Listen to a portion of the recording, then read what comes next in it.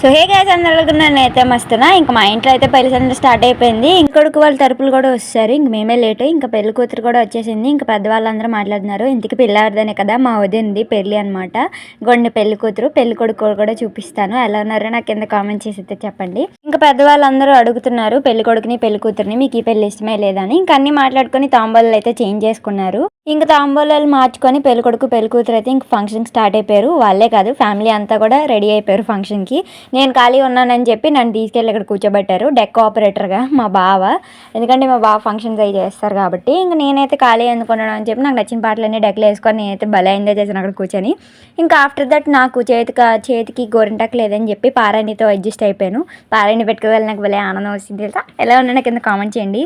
Food కూడా పెట్టకుండా నన్ను నీళ్ళు రాయడం కూర్చోబెట్టారు. ఫుల్ చెమటలతో చచ్చిపోతున్నాను అప్పటికే నేను. పెళ్లి కూతురికి పెళ్లి కొడుకు అయితే ఇక్కడ ఫోటోషూట్ జరుగుతుంది. నేను కూడా ఆ గ్యాప్లో వీడియోస్ అయితే తీసుకున్నాను. ఇక్కడ మా ఫ్యామిలీ అంతా చూడండి బాగా చిల్ అవుతున్నారు. నేను తప్ప నాకు ఫుడ్ కూడా పెట్టకండి, వీళ్ళందరూ భలే చిల్ అవుతున్నారు.